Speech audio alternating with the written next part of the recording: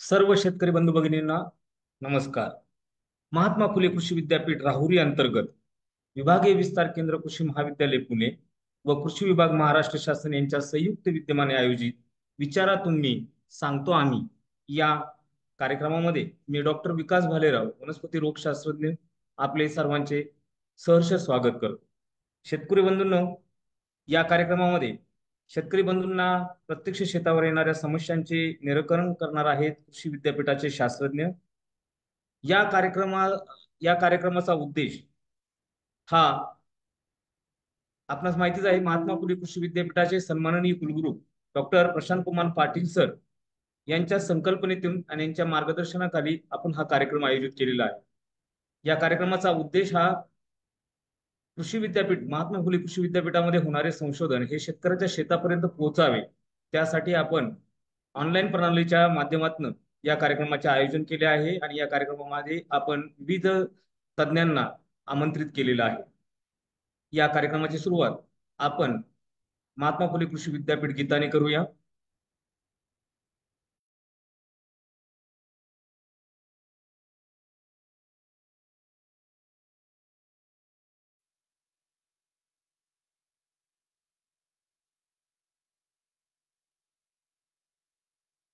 अन्नं बहुपूर्वित तदव्रतम्। जय जय जय हरित क्रांति, जय जय जय धवल क्रांति, हरित क्रांतीचे धवल क्रांतीचे कार्य जे करीतीनी ते महात्मा फुले कृषी विद्यापीठ।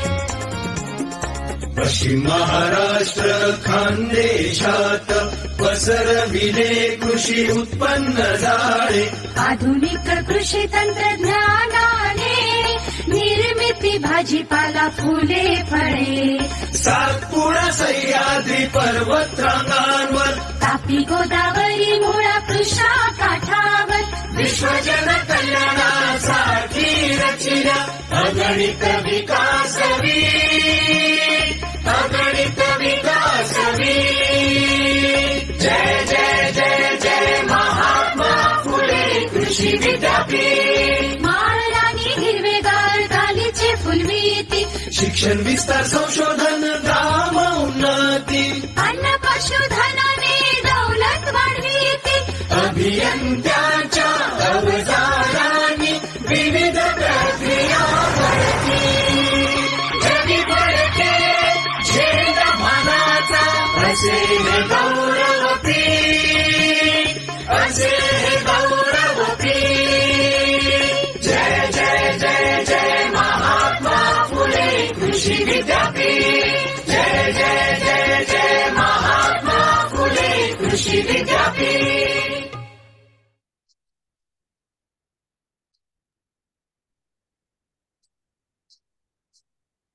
धन्यवाद. आपण आता कार्यक्रमाला सुरुवात करूया. शेतकरी बंधू भगिनींनो, मी आता जे तुम्हाला सांगितलं की विचारा तुम्ही सांगतो आम्ही या कार्यक्रमाअंतर्गत आपण खरीप 2024 मध्ये शेतकरी घेत असलेली विविध पिके, यामध्ये शेतकऱ्यांना आज मिती शेतामध्ये जे काही अडचणी येत आहेत त्याच्या अडचणींचं निराकरण करण्यासाठी आपण शास्त्रज्ञांना इथं बोलवलेलं आहे. आणि आजचा आपला विषय आहे जो पश्चिम महाराष्ट्र आणि मराठवाड्यातील काही जिल्हे याच्यामध्ये प्रामुख्याने घेतले जाणारं आणि शाश्वत उत्पन्न देणारं जे पीक आहे ते म्हणजे डाळिंब पीक. तर डाळिंब फळ पिकातील सद्य परिस्थितीतील अडचणी व त्यावरील उपाय या संदर्भात आजचा कार्यक्रम आपण आयोजित केलेला आहे. आणि या सदरच्या कार्यक्रमासाठी आपण वेगवेगळ्या विषयाचे विशेषज्ञ निमंत्रित केले आहेत. प्रथमतः मी आपली ओळख करून देतो. डॉक्टर अनिल दुर्गुडे सर हे प्रमुख शास्त्रज्ञ आहेत, तसा रसायनशास्त्रज्ञ आहेत, सूक्ष्म अन्नद्रव्य योजना महात्मा फुले कृषी विद्यापीठ राहुरी येथे. त्याचप्रमाणे डॉक्टर अशोक वाळुंज सर हे शास्त्रज्ञ आहेत, कृषी कीटकशास्त्र अखिल भारतीय समन्वित कोरडवाहू फळपिके संशोधन प्रकल्प महात्मा फुले कृषी विद्यापीठ राहुरी. त्याचप्रमाणे डॉक्टर सचिन हिरे सर हे प्रभारी अधिकारी आहेत, डाळिंब संशोधन व प्रशिक्षण केंद्र लखमापूर जिल्हा नाशिक. त्याचप्रमाणे डॉक्टर प्रकाश मोरे सर हे शास्त्रज्ञ आहेत, वनस्पती रोगशास्त्र या विषयाचे अखिल भारतीय समन्वित कोरडवाहू फळपिके संशोधन प्रकल्प महात्मा फुले कृषी विद्यापीठ राहुरी. त्याचप्रमाणे आपण निमंत्रित केले आहे डॉक्टर सुनील जोगदंड, सहाय्यक प्राध्यापक उद्यान विद्या महाविद्यालय पुणे. आणि मी स्वतः डॉक्टर विकास भालेराव, वनस्पती शास्त्रज्ञ म्हणून आपल्या सोबत आहे. तर या आजच्या आपल्या कार्यक्रमामध्ये आपण डाळिंब पीक का निवडलेले आपल्या सर्वांना माहितीचे. पश्चिम महाराष्ट्रातील एक महत्वाचं असं शाश्वत उत्पन्न देणारं महत्वाचं पीक आहे. त्याचबरोबर बदलत्या हवामानामुळे अनेक अडचणींना शेतकऱ्यांना सामोरं जावं लागतं असंही हे पीक आहे. डाळिंबाच्या बाबतीत बोलायचं झालं तर डाळिंबाचं आहारामध्ये अनन्यसाधारण महत्व असल्यामुळे सध्या डाळिंबाची जी मागणी आहे ती मोठ्या प्रमाणात वाढते आहे शहरी भागामध्ये तसेच ग्रामीण भागामध्ये. त्यामुळे आज मितीस शहरी भागामध्ये डाळिंबाचा जो दर आहे तो जवळजवळ 300 रुपये किलो, की जो सफरचंदापेक्षाही जास्त आहे, इथपर्यंत पोहोचलेला आहे. तर कारण काय आहे, तर याच्यामध्ये जास्त प्रमाणात अँटीऑक्सिडंट आहेत.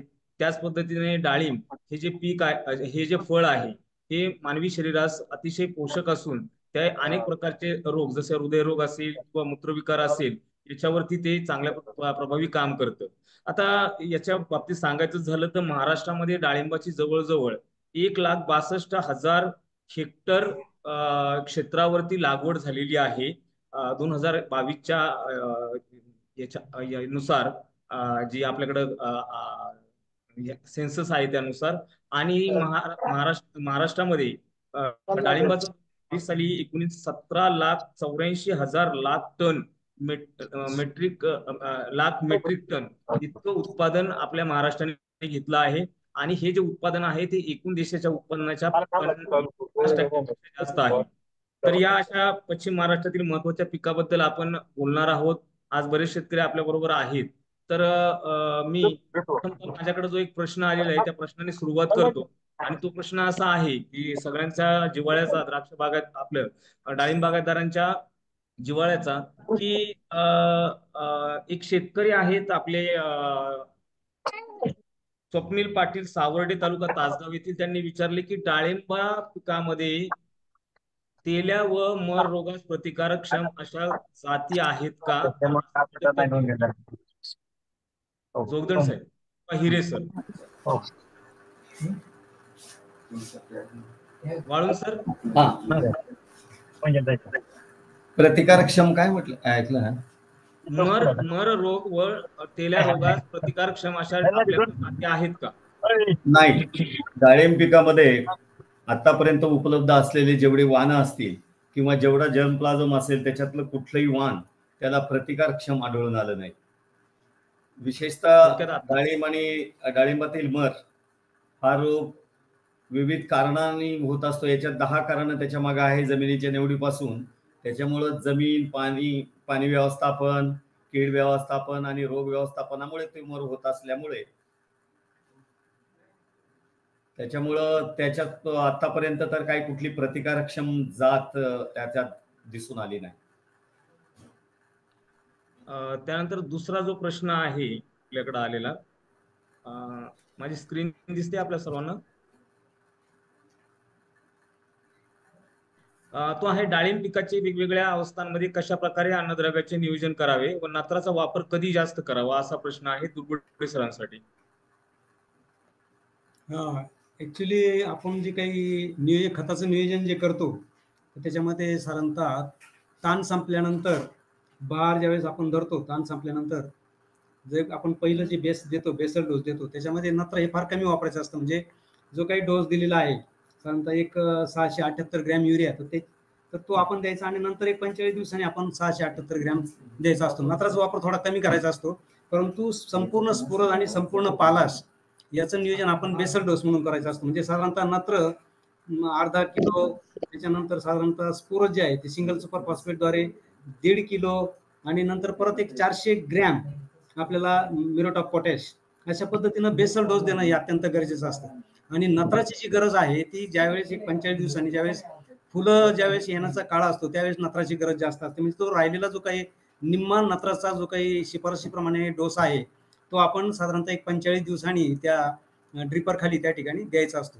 परंतु अगोदरच जर आपण नत्राचा वापर जास्त जर दिला तर मग आता काही प्रश्न निर्माण होतात, कारण पुढं फुलं कमी लागणे किंवा शाकी वाढ जास्त होणे असे होते. त्यामुळे अशा पद्धतीने अर्धे नत्र, संपूर्ण स्फुरद आणि संपूर्ण पालाश हा बेसल डोस जर आपण व्यवस्थित ताण संपल्यानंतर पहिलं ज्यावेळेस पाणी देतो त्यावेळेस आपण हे प्रति झाड आपण त्या ठिकाणी द्यायचं असतं. धन्यवाद सर. म्हणजे थोडक्यात शेतकऱ्यांनी लक्षात ठेवायचे की नत्राचा कमी वापर हा बेसल डोस म्हणून द्यायचा आहे. सर त्याप्रमाणेच दुसरे एक शेतकरी आहेत महादेव खाशाबा पाटील, आडते, जिल्हा सांगली. यांचा असा प्रश्न आहे की सूक्ष्म द्रव्याचा वापर किती महत्वाचा आहे डाळिंब पिकामध्ये आणि तो कोणत्या कोणत्या अवस्थांमध्ये कशा प्रकारे द्यावा? समजलं नाही ते प्रश्न परत.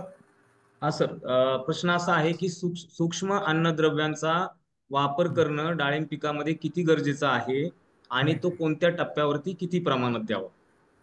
आपण बऱ्याच वेळा जे सूक्ष्म अन्नद्रव्य आहे तो बेसलच्या अगोदर ज्यावेळेस आपण माल काढतो त्यावेळेस आपण शेणखत ज्यावेळेस भरतो त्याच्यात जर मिक्स करून जर आपण साधारणतः माती परीक्षेनुसार कमतरतेनुसार शक्यतो झिंक सल्फेट एक कमतरता, झिंकची एक कमतरता असते त्यासाठी झिंक सल्फेट एक वापरायचं आहे. त्यानंतर आयर्नची एक कमतरता असते त्यावेळेस आपल्याला एक फेरस सल्फेट म्हणून आहे. तर साधारणतः हे आपण ज्यावेळेस माल निघतो आणि त्यानंतर ज्यावेळेस आपण शेणखत भरतो त्यावेळेस जर त्याच्यात मिक्स करून जर दिलं तर त्याची जी कार्यक्षमता आहे ती कार्यक्षमता वाढते. पण याच्यात जर आपण त्यावेळेस टाकले नसेल तर बेसल ज्यावेळेस आपण शेणखत थोडंफार किंवा निंबोळी खत देतो त्याच्यात जरी मिक्स करून बेसल डोस देतो त्यावेळेस जरी आपण टाकलं तर साधारणतः एक 50 gram zinc sulphate, 50 gram ferrous sulphate आणि प्रति झाड जर आपण त्या ठिकाणी नियोजन जर केलं तर निश्चितच, परंतु हे टाकत असताना आपण थोडंसं तरी तिथं सेंद्रिय खत असणं गरजेचं आहे कारण ते नैसर्गिक चिलेट म्हणून त्याचा वापर होतो आणि त्या जे काही सूक्ष्म अन्नद्रव्य आहे त्याची कार्यक्षमता वाढते. कारण तशी सूक्ष्म अन्नद्रव्याची कार्यक्षमता ही जमिनीमध्ये 5% पेक्षा कमी असते. म्हणून ही सूक्ष्म अन्नद्रव्य आपण जमिनीतून देतो त्यावेळेस सेंद्रिय खतामध्ये ज्यावेळेस बेसल डोस किंवा त्यापूर्वी आपण शेणखतातून देणं हे अत्यंत गरजेचं असतं. म्हणजे पुढचे जे काही प्रश्न आहेत ते प्रश्न आपल्याला उभे राहत नाही. कारण बऱ्याच वेळा काय होतंय की अचानक मग बऱ्याच वेळा कमतरता येतात, फुलं कमी लागतात किंवा त्यावेळेस म्हणजे जे काही क्वालिटी आहे त्यावेळेस ते प्रश्न उभे राहतात. म्हणून आपण बेसलला जर याचं नियोजन केलं, माती परीक्षण जर केलं आणि जर कमतरतेनुसार अशा पद्धतीनं जर आपण रासायनिक खतं, सूक्ष्म अन्नद्रव्ययुक्त रासायनिक खतं मी आता सांगितलं zinc sulphate 50 gram, ferrous sulphate 50 gram आणि 20 ते 25 ग्रॅम बोरॅक्स हे प्रामुख्यानं त्या ठिकाणी जे काही कमतरता आहे ते आपल्या इकडल्या जमिनीमध्ये आढळून येतात आणि हे जर आपण बेसल डोस म्हणून जर दिलं तर निश्चितच आपल्याला पुढं असे कोणत्याही प्रकारचं काही करता येत नाही. आणि जर बेसल डोस जर आपल्याकडून चुकला किंवा त्यावेळेस आपण जर दिले नाही तर आपल्याला एक शासन मान्य मायक्रोन्यूट्रिएंट ग्रेड नंबर 2 आहे ती फुलं येण्याच्या अगोदर जर आपण फवारणी जर केली तर त्या ठिकाणी सुद्धा आपल्याला चांगल्या प्रकारे त्याचे रिझल्ट मिळतात. कारण ज्यावेळेस चांगली व्हावा त्यानंतर त्याचा कलर चांगला यावा यासाठी सगळं जे काय आहे ते आपण उभ्या पिकामध्ये सुद्धा आपण जर बेसल नाही दिला तर असं फवारणीद्वारे सुद्धा आपण त्याचं नियोजन करू शकतो. धन्यवाद सर. थोडक्यात शेतकऱ्यांनी बेसल डोस बरोबरच फेरस सल्फेट, झिंक सल्फेट आणि बोरॅक्स यांचा वापर केल्यास फळांची गुणवत्ता चांगली राहून उत्पादन वाढीस मदत होईल असं दुर्गुडे सर म्हणत आहेत. आणि दुर्गुडे सरांनी जे सांगितलं की मायक्रोन्यूट्रिएंट ग्रेड 2 तर आपण सांगण्यास आम्हाला आनंद वाटतो की दुर्गुडे सरांच्याच ऑफिसमध्ये महात्मा फुले कृषी विद्यापीठ राहुरीच्या मध्यवर्ती परिसरामध्ये आपण फुले मायक्रोन्यूट्रिएंट ग्रेड 2 याची विक्री करतो. ते आपल्याला तिथे विक्रीसाठी उपलब्ध आहे. त्याचप्रमाणे सर आता आपण पुढच्या प्रश्नाकडे वळूया. पुढचा प्रश्न जो आहे तो आहे डाळिंबाची लागवड किती अंतरावर करणे योग्य राहील आणि डाळिंबासाठी कोणती जमीन योग्य राहील? तर मी पहिल्यांदा दुर्गुडे सरांना विचारू इच्छितो की सर डाळिंबासाठी कोणती जमीन योग्य राहील? हॅलो, जमीन हा अतिशय महत्वाचा आहे कारण मी बघतोय की जेवढी डाळिंबाची लागवड होते तेवढ्याच प्रमाणात 3-4 वर्षामध्ये त्याची तोडणी पण होते म्हणजे काढून टाकल्या जातात. त्यामुळे जमीनची निवड ही अत्यंत महत्वाची. साधारणतः जमिनी चुनखडीयुक्त असेल किंवा क्षारयुक्त चोपण जर असेल तर अशा जमिनी आपण त्या लागवडीसाठी निवडू नये. कारण चुनखडीयुक्त जमिनीमध्ये काय होतंय की बरचसा जो काही सामू जास्त असल्यामुळं जे काही आपण रासायनिक खतं टाकतो त्या रासायनिक खतातले अन्नद्रव्य जे आहेत ते उपलब्ध होत नाही आणि त्याचप्रमाणे सूक्ष्म अन्नद्रव्याच्या कमतरता हमखास अशा चुनखडीयुक्त जमिनीमध्ये येतात. त्याचप्रमाणे अशा जमिनीमध्ये चुनखडीयुक्त जमिनीमध्ये हुमणी असेल, उधई असेल, सूत्रकृमी असेल यांचा सुद्धा प्रादुर्भाव मोठ्या प्रमाणात त्या ठिकाणी होत असतो. त्याचप्रमाणे या ठिकाणी ऑर्गॅनिक जे काही सेंद्रिय कर्ब आहे ते सुद्धा या जमिनीमध्ये कमी असतं. त्यामुळे त्या ठिकाणी सूक्ष्म जीवाणूंची संख्या सुद्धा कमी असते. त्यामुळे जी काही अन्नद्रव्यांची कार्यक्षमता आहे ती कार्यक्षमता या जमिनीमध्ये कमी असते आणि मग अशा अन्नद्रव्याच्या संतुलित प्रमाणामुळे ह्या चुनखडीयुक्त जमिनीमध्ये डाळिंबाचं आयुष्य जे आहे ते आयुष्य कमी मिळतं. त्याचप्रमाणे क्षारयुक्त आणि चोपण ज्या जमिनी आहेत अशा जमिनीमध्ये काय होतंय की क्षार जमिनीमध्ये असल्यामुळं किंवा पाण्यातून क्षार त्या जमिनीमध्ये पडत असल्यामुळं अशा क्षारयुक्त किंवा चोपण जमिनीमध्ये पाण्याचं जे प्रमाण जास्त असतं त्यामुळे पाणी काही वापसा जो म्हणतो आपण तो वापसा जास्त येत नाही. आणि जर अशा डाळिंबाला, कारण हे कोरडं पीक आहे आणि याला जर ताण जर नीट नाही बसला तर नंतर मग फुलं जे येण्यावर त्याचा परिणाम विपरीत होत असतो किंवा तेल्या रोगासारखे सुद्धा जे काही रोग आहेत यांचा सुद्धा प्रादुर्भाव अशा चोपण जमिनी किंवा क्षारयुक्त जमिनी की ज्या ठिकाणी पाणी धरून ठेवण्याची क्षमता जास्त असते आणि अशा वेळेस आपल्याला ताण बसत नाही. आणि ताण जर नाही बसला तर मग पुढे जे काही समस्या आहेत मग त्याच्यामध्ये फुले लागणे असो किंवा नर मादी असेल, हे सर गुणोत्तर असेल किंवा सेटिंग असेल, हे सगळे जे काही प्रश्न आहेत ते पुढे उभे राहतात. आणि आपण जे काही निविष्ठांचा वापर येतो आपल्याकडून जास्त होतो आणि मग खर्चही जास्त होतो. तर मग आपल्याला जमीन कशी पाहिजे तर साधारणतः 1-1.5 फूट माती तरी असावी आणि त्या खाली लाल रंगाचा मुरुम किंवा हिरव्या रंगाचा मुरुम असावा. त्याच्या खाली जर त्या मुरुमामध्ये पांढरट प्रकारचे जे काही चुनखडीचे जर खडे असतील किंवा पांढरा सुना असेल, चुनखडीचं प्रमाण जर असेल तर आपल्याला ते आयुष्य कमी मिळतं. परंतु अशा प्रकारे हिरवा आणि लालसर जर मुरुम 1-1.5 फुटाखाली जर असेल तर आपल्याला चांगल्या प्रकारचं जे काही डाळिंबाचं उत्पादन भारी असेल तर त्या ठिकाणी निचरा चांगला होणं अत्यंत गरजेचं आहे. कारण निचरा जर चांगला नाही झाला तर त्या ठिकाणी परत ताण बसत नाही आणि पुढच्या समस्या ज्या आहेत त्या पुढच्या समस्या म्हणजे अन्नद्रव्याची उपलब्धता असेल किंवा काही कमतरता जी आहे ते कमतरता जास्त त्या ठिकाणी निर्माण होतात.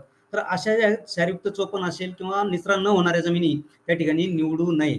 चांगली निचरा होणारी, उत्तम निचऱ्याची आणि साधारणतः 1-1.5 फूट तरी कमीत कमी माती चांगली असलेली माती परीक्षण करा. त्याचा जो सामू आहे तो सामू आपण 7.5 ते 8 पर्यंत जास्तीत जास्त असावा. साधारणतः सामू जो आहे 6.5 ते 8 पर्यंत. किंवा का तर त्याचं कारण असं आहे की ह्याच दरम्यान बहुतांशी अन्नद्रव्य आपण जे रासायनिक खतं टाकतो त्यातले जे काही अन्नद्रव्य आहे ते अन्नद्रव्य त्या पिकाला उपलब्ध होत असतात. दुसरा जो काही पायाभूत गुणधर्म आहे आपण जो तपासायचा आहे ते क्षाराचं प्रमाण आहे. तर 0.50 डेसी सायमन प्रति मीटरपेक्षा कमी असावं. कारण हे जर प्रमाण जर जास्त असेल तर मग परत अन्नद्रव्य घेण्यामध्ये अडचण निर्माण होतात आणि ताण बसत नाही. आणि तिसरा जो महत्वाचा पायाभूत गुणधर्म आहे माती परीक्षणानुसार तो आहे म्हणजे चुनखडीचं प्रमाण.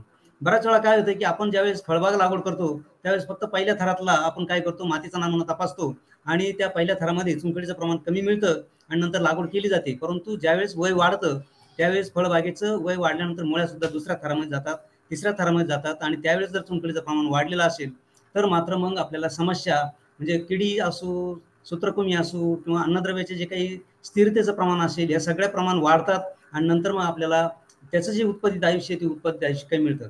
म्हणून जमीनचा सामू 6.5 ते 8 पर्यंत क्षारता 0.50 डेसी सायमन प्रति मीटरपेक्षा कमी आणि चुनखडीचं प्रमाण प्रत्येक थरामध्ये 10% पेक्षा कमी असावं. म्हणजे आपल्याला जे काही उत्पादित आयुष्य आहे ते उत्पादित आयुष्य आपल्याला 20, 25, 30, 35 वर्षापर्यंत चांगलं मिळतं. धन्यवाद सर. म्हणजे थोडक्यात सातत्यपूर्ण उत्पादनासाठी शेतकऱ्यांनी ज्या जमिनीमध्ये चुनखडीचं प्रमाण 10% कमी आहे त्या जमिनीमध्येच डाळिंबाची लागवड करावी, तशीच ती उत्तम पाण्याचा उत्तम निचरा होणारी असावी. त्याचप्रमाणे त्यांनी दुसरा प्रश्न विचारला होता की डाळिंबाचं लागवडीचं अंतर. तर महात्मा फुले कृषी विद्यापीठ राहुरीने डाळिंबाच्या आर्थिक फायद्यासाठी 4.5x3 4.5x3 मीटर अंतरावर म्हणजे साधारणतः 15x10 फूट अंतरावरती डाळिंब लावण्याची शिफारस केलेली आहे. आणि या शिफारशीस अंतराच्या बाहेर जाऊन अधिक कमी किंवा जास्त जर अंतर केलं तर त्याचा विपरीत परिणाम विविध रोग व किडींवरती होत असतो. त्यानंतर आता मी आपल्या या मीटिंगमध्ये अनेक शेतकरी जॉईन झाले. तर शेतकऱ्यांना विनंती करतो की त्यांनी प्रत्यक्ष शास्त्रज्ञांना प्रश्न विचारावे.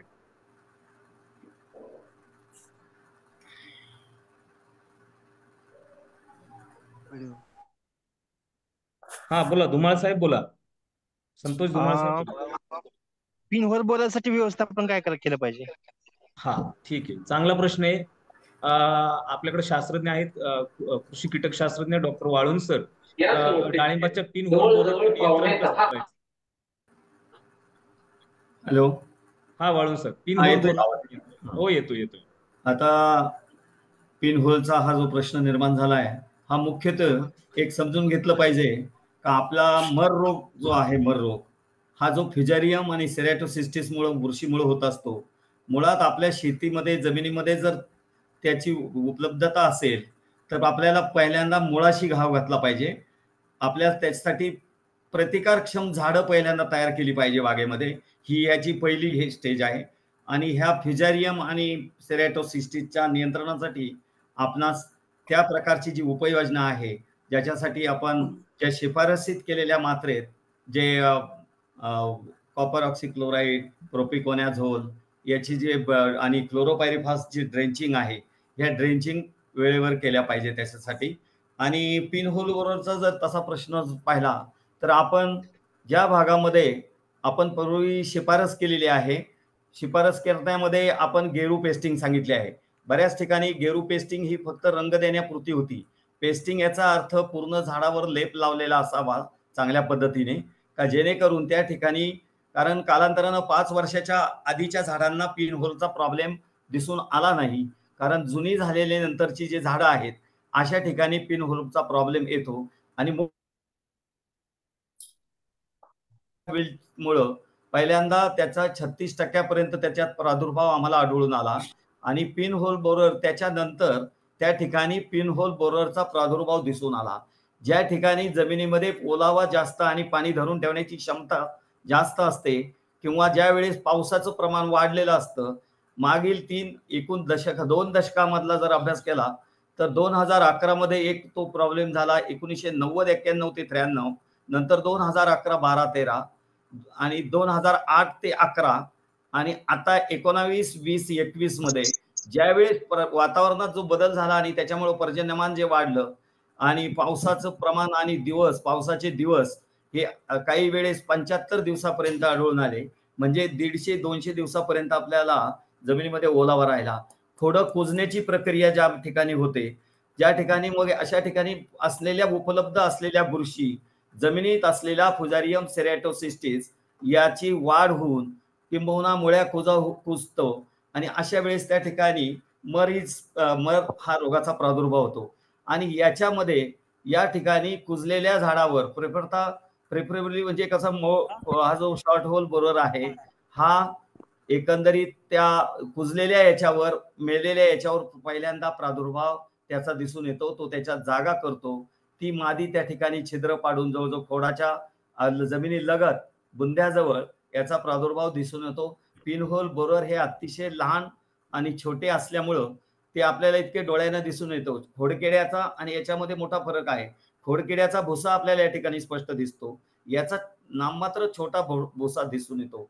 मग यासाठी आपण पूर्वी ज्या वेळेस एक रेकमेंडेशन दिलं, जर पेस्टिंग केलं आणि त्याच्यामध्ये क्लोरो आणि कॉपरचा जर वापर केला तर त्यावेळेस याच्यामध्ये त्या किडीला जाण्यास वाव भेटत नाही. किंबहुना फ्युजारियम बुरशीचं सुद्धा नियंत्रण बाहेरच्या खोडांवर मारलेल्या फवाऱ्यामुळं आणि ह्या क्लोरोपायरिफॉस आणि आपलं कॉपर ऑक्सिक्लोराइड, कार्बेंडेजिम याच्यामुळं जमिनीवर असलेल्या बुरशीचा नियंत्रण होऊन त्याचा नियंत्रण करणं सोपं जातं. अशा प्रकारे पिनहोल बोरर हा एक कॉम्प्लेक्स आहे. आणि विल्ट हा तर तुम्हाला माहित आहे, मर रोग हा काही एका कारणामुळे नाही.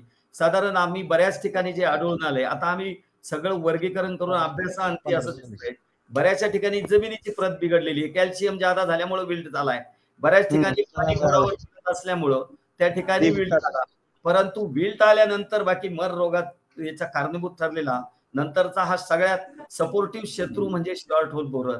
आणि याचं सुद्धा जर नियंत्रण केलं तर निश्चितच त्याचं प्रभावी नियंत्रण करता येईल. ज्या ठिकाणी प्रादुर्भाव जास्त दिसून येतो अशा ठिकाणी आम्ही नेहमी सांगतो इमामेक्टिन बेंझोएट आणि प्रोपिकोनॅझोल. इमामेक्टिन बेंझोएट 2 ग्रॅम आणि प्रोपिकोनॅझोल हे 1.5 मिली प्रति लिटर पाण्यात, असं 5 लिटर पहिल्यांदा रिंग पद्धतीने त्या ठिकाणी 5 लिटर ओलावा करून आदल्या दिवशी, दुसऱ्या दिवशी ह्या औषधाचा उपचार योजना करायची. इमामेक्टिन बेंझोएट आणि हे आपलं प्रोपिकोनॅझोल हे सिस्टमिक असल्यामुळं खोडातून मुळातून बांध्या याच्यापर्यंत जातं. कारण ही कीड अतिशय कठीण आहे, कारण ही आतमध्ये कोइन्साइड असते मध्ये छिद्रामध्ये एक 5 सेंटीमीटर ते 10 सेंटीमीटर पर्यंत तिचा एक टनेल असतो छोटासा, त्याच्यामध्ये तिची पूर्ण जीवन अवस्था 4ही स्टेजेस त्याच्यात तयार होतात आणि मादी पुन्हा पूर्ण त्याचं संगोपन करून पुन्हा नवीन झाड शोधून नवीन ठिकाणी अंडी घालायला जाते. जेव्हा ती बाहेर येते त्यावेळेस हे अडल्ट फक्त 10 मीटर चालू शकतात. अशा वेळेस जर आपल्या रेग्युलर फवाऱ्यामधून निश्चितच येणाऱ्या कीटकनाशकाच्या फवारा किंवा बुरशी किंवा त्याच्याबरोबर फ्युजारियम ही कॅरी केली जाते, त्याच्याबरोबर वाहून नेलं जातं आणि नव्या ठिकाणी ज्या वेळेस ती मादी छिद्र घेईल त्या ठिकाणी ती बुरशी आतमध्ये झायलेममध्ये असलेल्या ओलाव्यामुळं, कारण ही बुरशी ही कीड मुळात ह्या डाळिंबाच्या झाडाला कुठलाही पार्ट ती खाऊ शकत नाही. ही फक्त बुरशीवर जगणारी कीड आहे. त्याच्यामुळे ह्या किडीचा पहिल्यांदा मुळावर घात घालायचा असेल तर फ्युजेरियम बुरशी पहिल्यांदा नष्ट करणं गरजेचं आहे. तर ही एक सोपी एक उपाययोजना म्हणजे पेस्टिंग करणं. दुसऱ्या वेळेस जिथं जास्त प्रादुर्भाव ज्या ठिकाणी झाला अशा ठिकाणी आपण प्रोपिकोनॅझोल आणि इमामेक्टिन बेन्झोएट, कारण ही जगामध्ये दक्षिण आशिया खंडामध्ये या ठिकाणी बऱ्याच ठिकाणी ही जंगलात असणारी कीड आहे. परंतु हिचा शिरकाव चहा आणि श्रीलंका या देशामध्ये मोठ्या प्रमाणात त्या ठिकाणी नुकसान मोठ्या प्रमाणात दिसून आलं.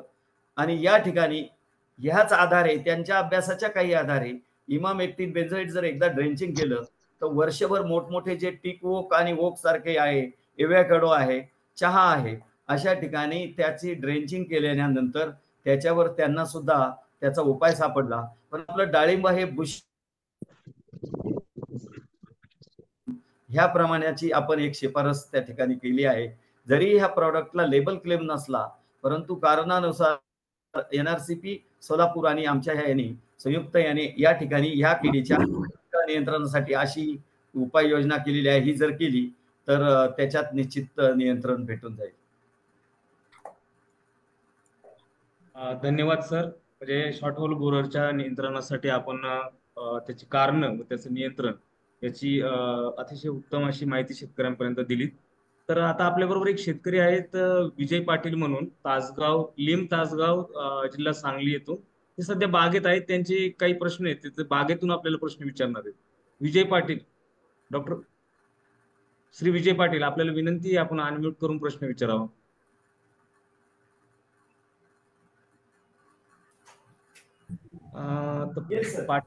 पाटील साहेब उपलब्ध नाहीयेत, तर दुसरं कोणाला प्रश्न विचारायचा असेल तर आपण विचारू शकतो. हॉर्टिकल्चर, एंटोलॉजी एंड पैथोलॉजी के पूरे जितना प्लानिंग.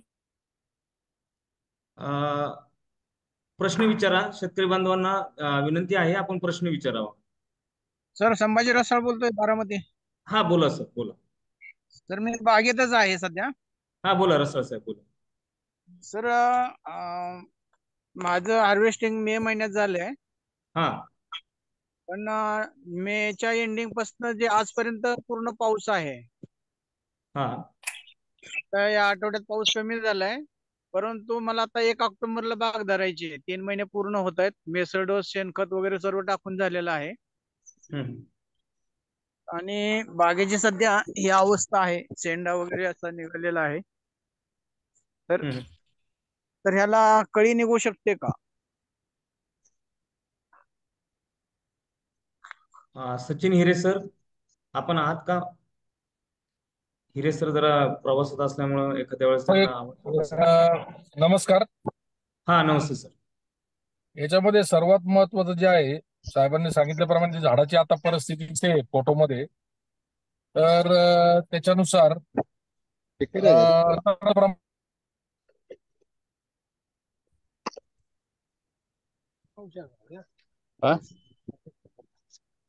हा हिरे सर, आपला आवाज येत नाहीये. हॅलो. हा सर, बोला ना. आवाज ब्रेक होतो. नमस्कार. याच्यामध्ये असं दिसतंय की तुमच्या बागेमध्ये आता ह्या ज्या परिस्थितीनुसार नत्राचं प्रमाण जरा जास्त आहे. हवेतून मिळाले, पावसाचं नेत्र मिळाले. स्पेशल कळी येणे आणि मादी फुलांचं प्रमाण वाढणे हे सीएन रेशोवर अवलंबून असतं. मोठ्या प्रमाणावर मागच्या प्रिव्हियस सीझनचा सुद्धा त्या ठिकाणी असतो की जास्त लोड जर असेल तर त्या ठिकाणी फळधारणा किंवा फुलं येण्याचं प्रमाण हे त्यातल्या त्यात मादी फुलांचं प्रमाण कमी होऊन जातं.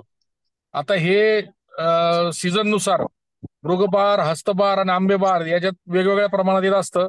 ते जमिनीच्या मृगदराप्रमाणे कमी जास्त होईल.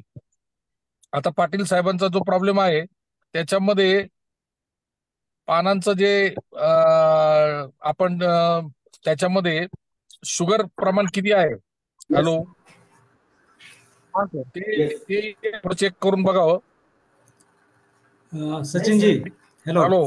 हा, दुर्गुडे बोलतोय. हाँ ये SPCCL को भी भेजा है. काय झालंय, या शेतकऱ्यांनी काय केलंय, मे पासून पाऊसच चालू आहे आणि पाऊस चालू असल्यामुळे काय झालंय की त्याची फक्त पाऊस पडत असल्यामुळे फक्त शाकी वाढ जास्त झालेली आहे.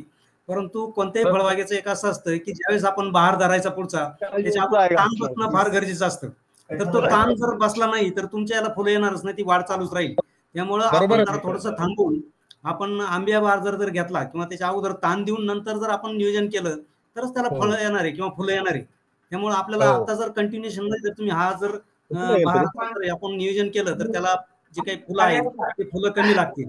त्यामुळे त्या पद्धतीनं ज्यावेळेस ताण बसेल त्याच वेळेस आपल्याला पुढचं नियोजन करता येणार आहे. त्याच्यामध्ये बोला बोला. बहुतेक कुठे गेला तर. हॅलो हा सचिनजी बोला ना. काहीतरी सर बोला ना. दुर्गुडे सर, याच्यामध्ये बऱ्याच वेळेला अशा अडचणी निर्माण होतात की आता यांच्या अगोदरचा प्रिव्हियस कोणता सीझन होता ते माहित नाही आपल्याला, परंतु आता जर हस्तबहार जर त्यांना घ्यायचं जर असेल तर बऱ्याचशा वेळेला आता काय असतं की इथ्रेलचा स्प्रे घेऊन त्याच्या अगोदर 05234चा स्प्रे घेतात बरेच शेतकरी.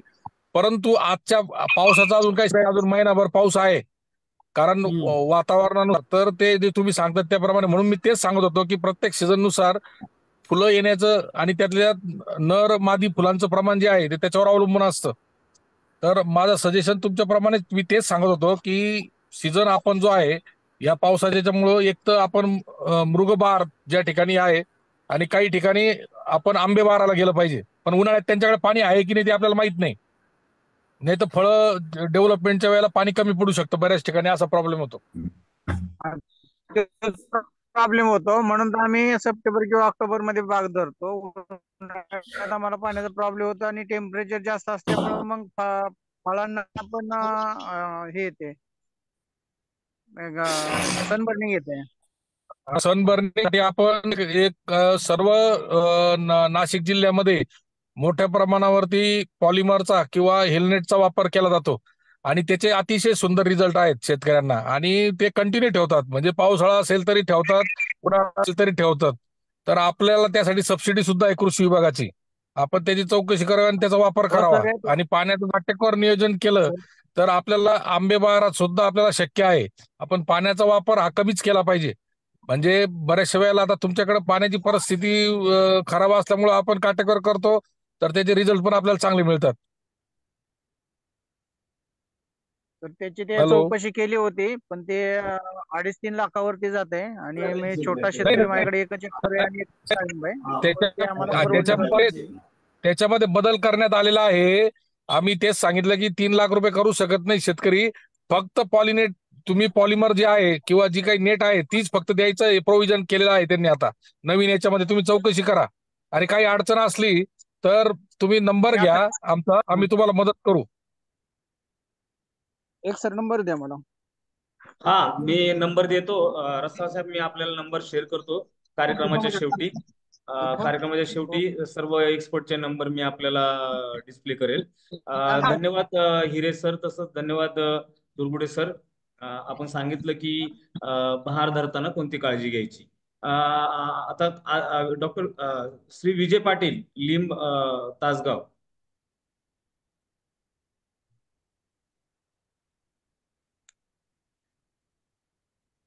हॅलो, हा बोला ना पाटील साहेब, बोला. तुमचा व्हिडिओ दिसत नाही. व्हिडिओ करू का? हा,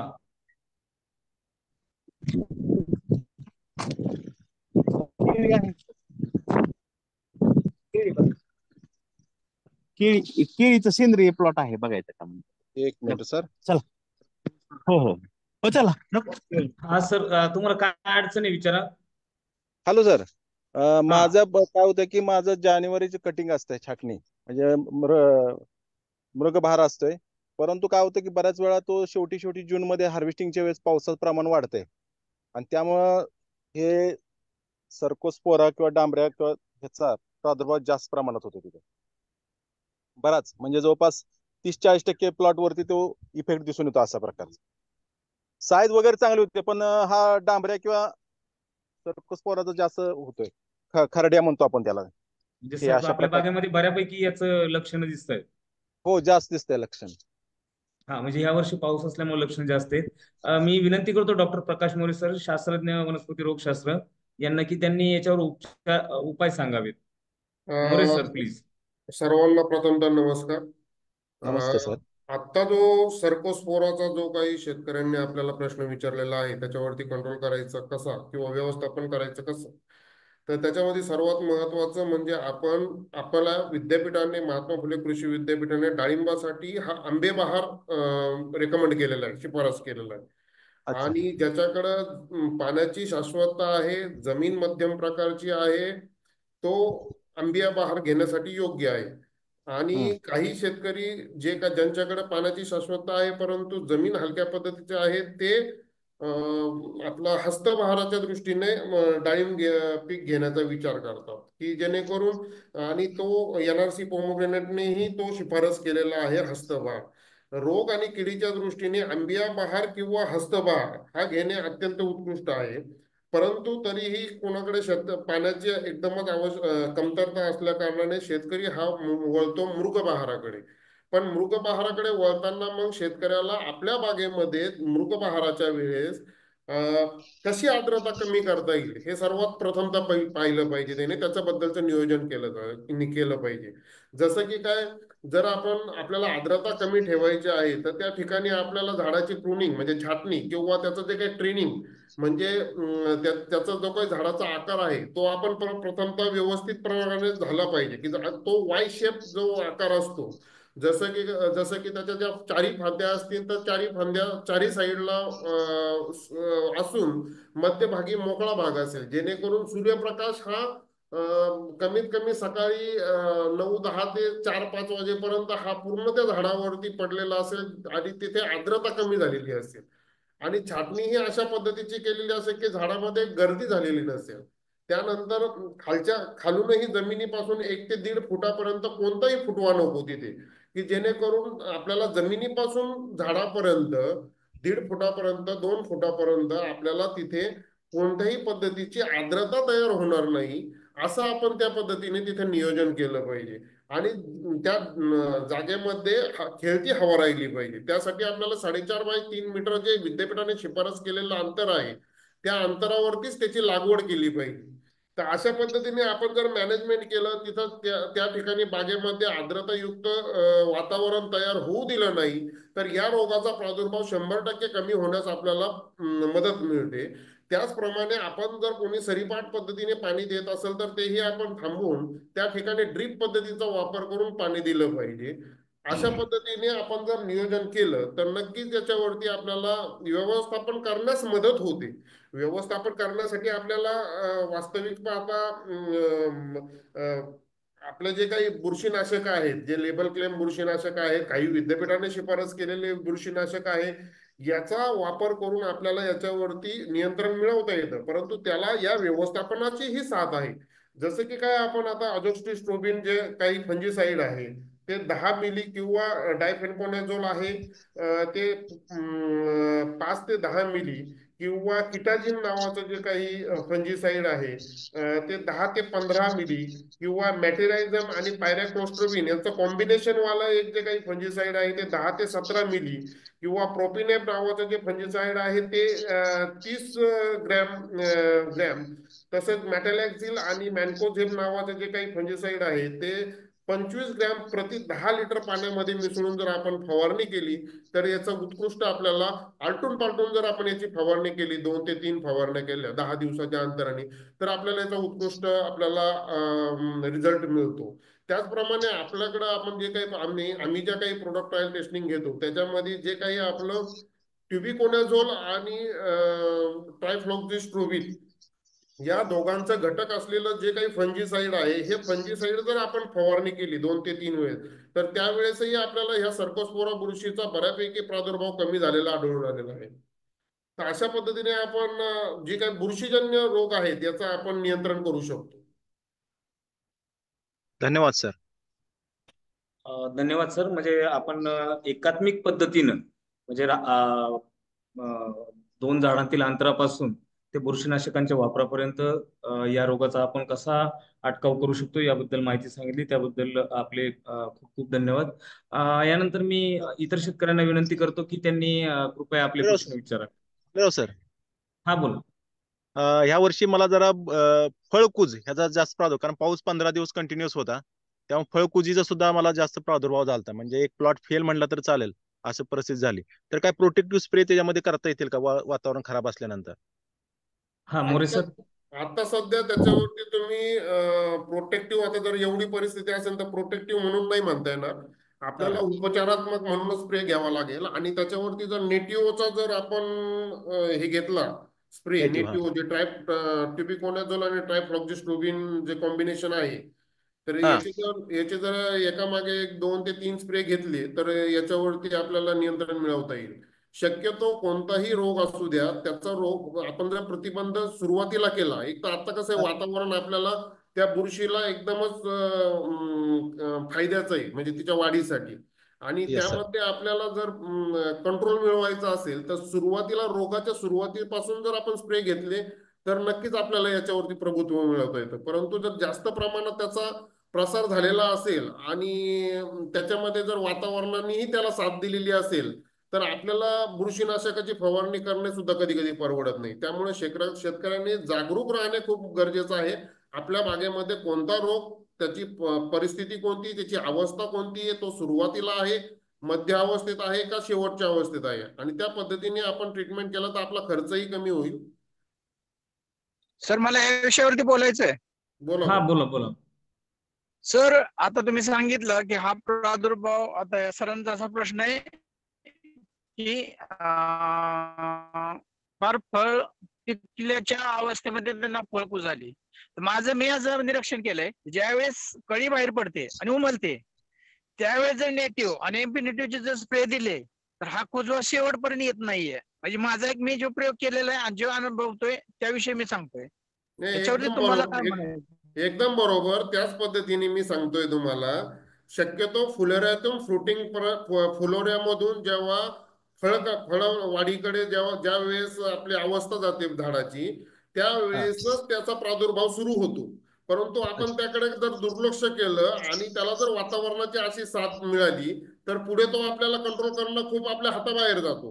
त्यामुळे योग्य ते फ्लॉवरिंग टू फ्रुटिंग मध्ये जाताना जर आपले स्प्रे जर सुरुवात केली, त्याच वेळेस रोगाचा प्रादुर्भाव बऱ्या प्रमाणे होतो.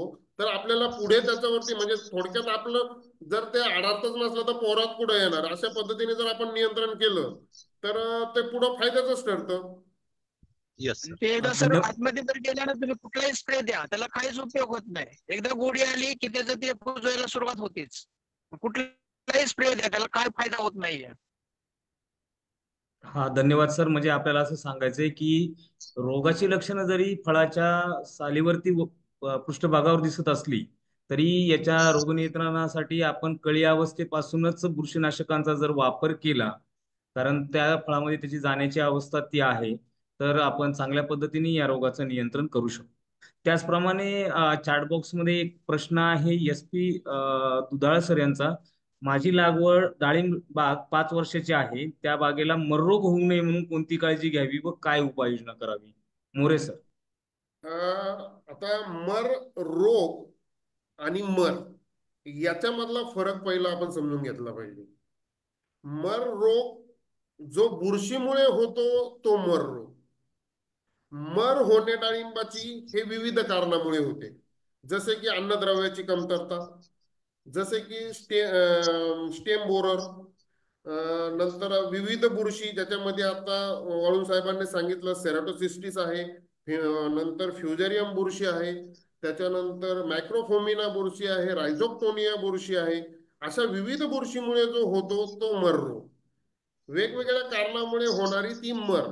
यासाठी आपल्याला मर रोग जर होऊ द्यायचा नसेल आपल्या भागामध्ये तर सर्वात प्रथमतः आपल्याला लक्षणाचा अभ्यास करणं गरजेचं आहे. जसं की आपण जर एखादं झाड आहे त्याचे जर एखादा झाडाची फांदी पिवळी होते आणि नंतर ते झाड वाळून जातंय, याचा अर्थ ते मर रोगाचं प्राथमिक आणि शेवटचं अंतिम आपलं लक्षण झालं. परंतु हा मर रोग झालाय कशाने?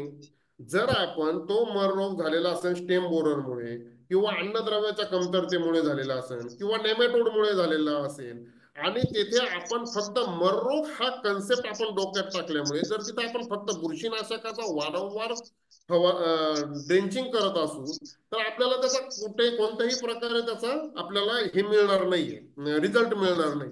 जर आपण स्टेम बोरर मारत असाल, स्टेम बोररमुळे तो रोग होत असेल तर त्या ठिकाणी आपल्याला इन्सेक्टिसाइडचा वापर करणं गरजेचं आहे. जर ते अन्नद्रव्यामुळे होणार असेल तर तिथे अन्नद्रव्याची गरज आहे आपल्याला देण्याची. परंतु आपण काय करतो, मर रोग किंवा बागेमध्ये एखादी झाड मर रोगाने चाललंय तर आपण कोणताही विचार न करता कृषी सेवा केंद्रात जातो आणि तिथून फंजीसाईड घेऊन त्याची आपण ड्रेंचिंग करतो. तर हे पहिलं थांबवलं पाहिजे. लक्षणाचा व्यवस्थित अभ्यास केला पाहिजे. याच्यामध्ये ज्या वेळेस आपण एखादं झाड वाळलंय किंवा ते मेलय, मरायला लागलंय, विल्ट व्हायला लागलाय त्याचा, त्यावेळेस आपण त्या झाडाच्या खोडाचा उभा आडवा छेद घेतला पाहिजे. जर आपण तिथं उभ्या आडवा छेद घेतला त्या ठिकाणी आपल्याला मध्यभागावरती जर लाल चट्टा दिसला तर समजायचं आपण हा फ्युजेरियम बुरशीमुळे झालेला आहे. जर तुम्हाला काळसर निळसर चट्टे मध्यभागी जी काही आपण पाणी वाहून नेण्याची जी काही उती आहे ही सोडून जर त्या मध्य भागाच्या आजूबाजूला जर आपल्याला लालसर काळसर चट्टे जर आपल्याला निळसर काळसर चट्टे जर आपल्याला दिसले तर आपण समजायचं हा सेराटोसिस्टिस फिम्ब्रिएटामुळे झालेला आहे. त्यानंतर मुळकूत जर झालेली असेल तर तो मायक्रोफोमिनामुळे झालेला आहे. खोडकूत जर झालेला असेल तर तो रायझोक्टोनियामुळे झालेला आहे. परंतु जर झाडाच्या खोडावरती जर आपल्याला छिद्र दिसत असतील तर तो स्टेम बोररमुळे किंवा पिन होल बोररमुळे तो झालेला आहे. आणि जर आपल्याला ते हेही सापडून किंवा मुळावरती जर गाठी आलेले असतील तर तो नेमॅटोडमुळे झालेला आहे. आणि जर आपण हे काहीही करून जर कोणतंही लक्षण दिसत नाही तर आपण थोडा अंदाज घेतला पाहिजे की अन्नद्रव्याची कमतरताही असू शकते. जसं की काय बोरॉन डिफिशियन्सीमुळे ही मर रोग होतो. तर आपण या सर्व गोष्टींचा विचार करून आपण थोडं मर रोगावरती नियंत्रण मिळवलं पाहिजे. आता जर बुरशीजन्य जर आपला प्रश्न आहे की मर रोगाचा प्रादुर्भाव आपल्याला टाळायचा आहे तर यासाठी आपण काय करायला पाहिजे. तर याच्यासाठी मी तुम्हाला ज्या पद्धतीने आताच आपल्या बुरशीजन्य रोगाचा जो काही प्रादुर्भाव सांगितला त्याच पद्धतीने मी तुम्हाला आता हे बघा ही जी सर एक मिनिट थांबायचं मर रोगाची लक्षणे याच्यामध्ये बघा हे जे झाड आहे हे पिवळं होताना दिसते आणि शेवटी हे वाळलेलं दिसते. हे झाले मर रोगाची लक्षणे. परंतु सर पुढची स्लाइड घेता का? सर पुढची स्लाइड घेता का? आता हे बघा इथं मूळकूत झालेली आहे म्हणून हा मायक्रोफोमिनामुळे आहे. इथं खोडकूत झालेली आहे त्यामुळं हा याच्यामुळे कशामुळे आपला रायझोक्टोनिया बुरशीमुळे. सर पुढे घेता का?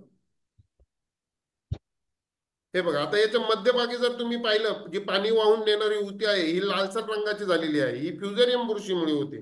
त्याच पद्धतीने हे जे मी तुम्हाला सेराटोसिस्टिस फिम्ब्रिएटामुळे जे आजूबाजूला जे काही निळसर काळसर चट्टे पडलेले आहेत तर हे आपल्याला सेराटोसिस्टिस फिम्ब्रिएटामुळे होते. हे आपण समजून घेतलं पाहिजे, हा आपण अभ्यास केला पाहिजे. नेक्स्ट येतात सर. आता हे स्टेम बोररमुळे बघा आतमध्ये पूर्ण भुसा झालेला आहे, बाहेरून छिद्र पडून भुसा झालेला आहे. नेक्स्ट घेता का सर. हे खोडकिड्याचं जे काही आहे हे पिन होल बोररमुळे टाचण्याच्या आकाराचे आपल्याला छिद्र दिसतील. नेक्स्ट घेता का सर. हे असे नेमॅटोडवरचे अशा गाठी दिसतात मुळांवरती. तर अशा पद्धतीने वेगवेगळ्या पद्धतीचे मर रोगाचे आपल्याला लक्षणं दिसल्यानंतर आपण त्याच्यावरती नियंत्रण केलं तर ते अत्यंत उत्कृष्ट ठरतं आणि आपल्याला त्याचा खर्चही कमी होतो. तर दुसरी गोष्ट आता आपण विचारलं की रोग होऊ नये, मर रोग होऊ नये यासाठी आपण कोणती काळजी घ्यावी. तर सर्वात प्रथमतः आपण ज्या रोपा आणतो ह्या रोपातूनही या रोगाचा प्रादुर्भाव होत असतो. ह्या रोगाचा प्रसार कशाद्वारे होतो ते बघून आपण मर रोगाचं नियंत्रण केलं पाहिजे. जसं की काय हा रोग रोपातूनही होतो. म्हणजे एखाद्या रोपवाटिकेमधून आपण जर रोगग्रस्त मातीतून तयार केलेली जे रोपं आणले किंवा रोगग्रस्त मातृवृक्षापासून बनवण्यात आलेली जी रोपं जर आपण वापरली तर आपल्याला त्या रोगाचा प्रादुर्भाव आपल्या शेतापर्यंत येणार आहे. म्हणून आपण सुरुवातीलाच त्या मातृवृक्षाची पाहणी करून खात्रीशीर रोपवाटिकेतून ते रोपं खरेदी करणं गरजेचं आहे. दुसरी गोष्ट जे काही मी तुम्हाला सांगितलं की आता 4.5 मीटर हे जे काही विद्यापीठाचं जे काही अंतर आहे 2 झाडामधील अंतर तर हे आपण मेंटेन केलं काय पाहिजे. कारण की जर याच्यापेक्षा कमी अंतर असलं शेतकरी जास्त उत्पन्नाच्या हव्यासपोटी अंतर कमी ठेवतो आणि कमी ठेवल्यामुळे याच्या मुळांना स्पर्श झाल्यामुळे किंवा वरील फांद्यांना स्पर्श झाल्यामुळे रोगाचा प्रादुर्भाव एका झाडापासून दुसऱ्या झाडापर्यंत जातो. त्यामुळे मोरे साहेब, आपल्याला अंतरही कमी राहिलं पाहिजे. मोरे साहेब, हो, याच्यात सुस्पष्टपणे मी 4 मुद्दे त्यांना सांगतो. मर होऊ नये म्हणून काय करायचंय. आपण हे रोगाची लक्षणं हे झाल्यानंतरच्या गोष्टी हे आता बऱ्याचशा तुम्ही त्याच्या ओहापोह केला, परंतु बऱ्याच लोकांना प्रश्न आहे मला हा रोगच होऊ नये याच्यासाठी काय केलं पाहिजे. पहिल्यांदा आपल्या याच्या बाबतीत पाहिलं तर करोनामध्ये जसं झालं तसं सशक्त राहिलं पाहिजे. मर रोग तुम्हाला सांगितलं 10 कारणांमुळे जर होत असेल तर प्रथमतः दिवसाने पोहून चालणार नाही, कारण ते मर जमिनीत चुनखडी कॅल्क्युलेट जर सॉइल असेल तर मर हा 100% होणार. याला कुणी काही करू शकत नाही. काही दिवस त्याला सस्टेन करू शकतो. अशा जमिनीची निवड करायची नाही. 3 ते 4 वर्षामध्ये मर होतो. काळ्या जमिनीमध्ये, चिकट जमिनीमध्ये, पोयटे असलेल्या जमिनीमध्ये जर लागवड केली तर चालत नाही. दुर्गुडे साहेबांनी सांगितलं. हे सगळ्या गोष्टी आपल्याला कळत असताना सुद्धा होतं कसं, प्रत्येकाला वाटतं माझ्याकडे हा मर नाही आला पाहिजे. अरे मर नाही आला पाहिजे, पण पहिल्यांदा पायरीच चुकली ना, जमिनीची निवड चुकली. बरं सगळं चांगलं केलं, पहिली जमीन निवडली, मुरुमाट मध्यम जमिनीत लॅटराईट मध्ये लावलं, नंतर पाणी व्यवस्थापनावर गेल्यावर पाण्याचा वापर अति झाला. ड्रीप इरिगेशन सिस्टीम कार्यान्वित इतकी रॉंग पद्धतीने असते का खोडावर अडकवलेली राहते, त्याच्या खोडात पाणी जातं. किंबहुना आता जर त्याच्यात नैसर्गिक आपत्ती आली, खूपच पाऊस पडत राहिला तर खोडं पाणी सगळं होऊन जर अशा परिस्थितीमध्ये पाणीच वाहून गेलं नाही आणि जर त्या शेतातलं पाणी बाहेर निघालं नाही तर कायम ओलावा असल्यामुळे झाडं कुजले.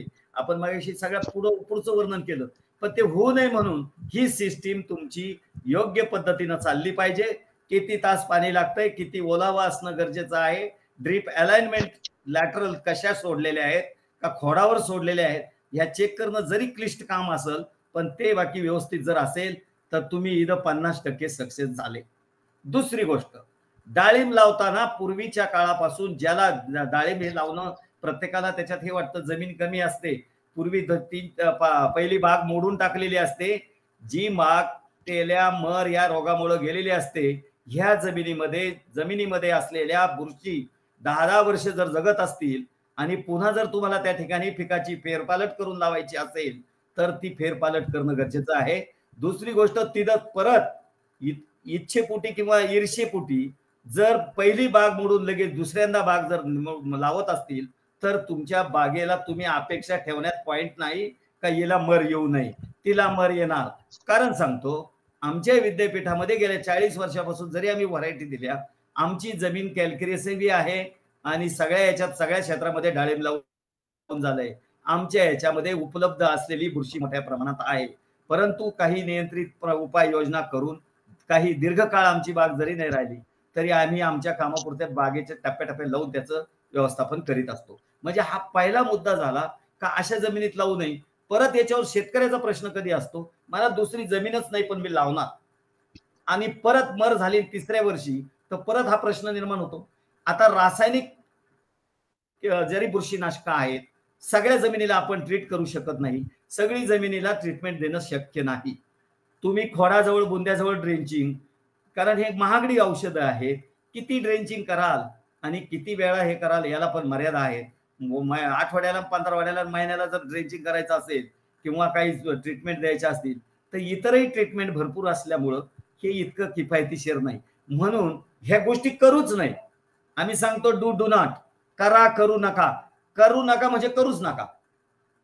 आता सगळा जर आलेख महाराष्ट्राचा देशाचा जर पाहिला डाळिंबाचा, आता 300 रुपये किलो भाव झाला, 250-300 इतकी डाळिंबाची लागवड आता वाढू राहिली. 40,000 डाळिंबाची लागवड 2021-19 पासून कमी झाली. 2,34,000 क्षेत्र महाराष्ट्राचं होतं. अख्खं गुजरात राजस्थान कव्हर झालं. आता झालं काय, सातत्यानं पडणारा या देशावरती क्लायमेट चेंजमुळे झालेला हा पाऊस यांनी ह्या बाग्याचा नाश केला. डाळिंब मिळाना लोक डाळिंब विचारायला लागले, भाव 300 झाला. आता माझी प्रत्यक्ष पाहणीमध्ये बी सुद्धा इतकी डाळिंबाची लागवड होऊ राहिली. होईना का जाईना चांगली, पण चांगलं याच्यातून शिकलं पाहिजे का चांगल्या जमिनीत लावावी, योग्य पद्धतीनं दिलेल्या आम्ही गुड ऍग्रिकल्चर प्रॅक्टिसेसचा वापर केला पाहिजे तर ते बाग लावण्यात पॉइंट आहे. अन्यथा पण त्याच्यातून परत शेतकऱ्यांनी मात केली. शेतकऱ्यांनी म्हणजे आता माझ्या गावातले असतील नाही तर तुम्ही माझे बांधव असतील, ते काय म्हणतात 4 वर्ष तरी घेऊ, पण काय येईल तेवढे येऊ द्या, मग पुढे पाहू दुसरं काय होतंय. मग आता अशी जर मानसिकता असेल तर आता आपण कुठपर्यंत, आम्ही कसं शिफारसीत अंतर सांगितलंय, दाट लावू नका. आता 10x4चं तर पार 8x4 लावायची तयारी आहे. कारण काय म्हणजे 2-3 वर्षात पैसे करून घेऊ. आता ह्या वर्षी पूर्ण वाढ झालेल्या बागेवर जर डाळिंब धरलं तर ते किफायतशीर येतं 2 वर्षानंतर बागदार आहे. आज ह्या वर्षामध्ये मला असंख्य, मी 112 लोकांचा सर्वे केल्यानंतर मला असं लक्षात आलं का त्या सर्वेमध्ये काही ज्या नवीन बागा आहेत त्यांनी पहिल्याच वर्षात आणल्या. पहिल्या वर्षात 5 टन का होईना येऊ द्या म्हणे खर्च निघत. चांगली बाब आहे, पण झाड इतकं बारीक, संख्या जादा, फळांची साईज न होणं, अशा अनेक प्रश्नांना सामोरे जावं. झाड हे झाड झालं पाहिजे, बुशी झाड एकदम खुरटं झाड नकोय, झाड हे झाडच झालं पाहिजे. आरक्ता, गणेश सारखे झाड जर ठेवले तर मला वाटतं याच्यातून हे होईल. आता राहिला प्रश्न जीवन बुरशी जितकी जमिनीत आहे, वेगवेगळ्या बुरशी आहेत, हजारो बुरशी जमिनीमध्ये आहेत, काही उपयुक्त आहेत, काही हानिकारक आहेत. हानिकारक बुरशीचं नियंत्रण करणं हे आपण सगळं 100% करू शकत नाही, हे नैसर्गिक सुद्धा झालं पाहिजे. याच्यामध्ये पहिल्या ह्या मरीमध्येचा वाटा हा फक्त ह्या फ्युजारियम आणि ह्या बुरशींमुळे होतो. दुसरा शिरकाव मी शाश्वतपणे सांगतो आणि आज मी लिटरेचरच्या सगळ्याच्याच आधारे सांगतो, कारण माझी स्वतःच्या बागेमध्ये रूट नॉट टमॅटो 12 वर्षाच्या बाग आहेत, 15 वर्षाच्या आहेत. फक्त आडवं उभं नांगरायचं किंवा पाळी कल्टिवेटर मारून मोकळं करणं, त्याला नवी मुळी येत असती. जरी सूत्रकृमी असली आणि उपाययोजना जर केली, पण सूत्रकृमीने झाड मारणार नाही. मी कधी दाखवून देतो, किती काही बागा दाखवून द्यायला तयार सूत्रकृमी, परंतु त्याच्यावर उपाययोजना मात्र वर्षातून 3दा ही केलीच पाहिजे. बहार धरताना, फळ धरण्याच्या नंतर भाग सोडताना आणि एक मध्यंतरी ज्या ज्या उपाययोजना आम्ही दिल्या या करणं गरजेचं आहे. कारण हा काय कॉम्प्लेक्स आहे, इथं डझन भर रोग आणि डझन भर किडी आहेत. प्रत्येक वेळेला वेगवेगळी उपाययोजना करताना तुमचं शेड्यूल एकदम टाईट होतं, त्याच्यामध्ये फर्टिलायझर खतं सगळं चालत. म्हणजे ह्या गोष्टीचा थोडा विचार केला पाहिजे, म्हणून मी थोडंच काय इथं इंटरप्ट केलं, बाकी काय नाही. एवढंच तुम्हाला याबद्दल सांगतो. नंतर मग कीड आली, रोग आला, याचं प्रमाण किती, टक्केवारी किती, 1500 झाडं असतील, 2-3 10-20 झाडं मेरीने गेले, 2-3 किडीनं पूर्ण करून बराचसा रिपोर्ट तयार झाला माझ्याकडे. तर हे किती प्रमाण आहे, जर कीड पाहिली, खोडकिडा असू द्यायची, तर याच्यावर नियंत्रण मात्र करता येईल. सर मला या विषयावर बोलायचंय. धन्यवाद सर. हा बोला सर. माझी 2014 मध्ये लागवड. नाही चाललं.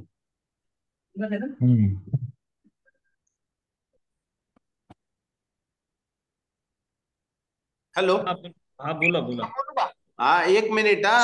एक शेतकरी ऑनलाईन प्रश्न विचारतायत, कृपया प्रश्न ऐकावा तज्ञांनी. 1 मिनिट.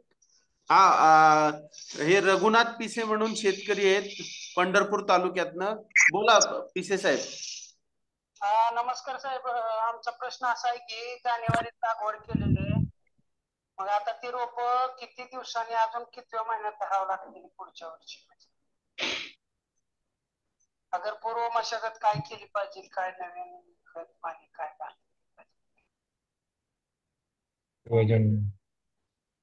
सचिन हिरे सर. आवाज येतोय ना? हा, आवाज आला सर. नवीन पण लागवड आता करायची म्हणजे 1.5 एकर करायची, ती किती महिन्यात लावली पाहिजे ती नवीन रोप?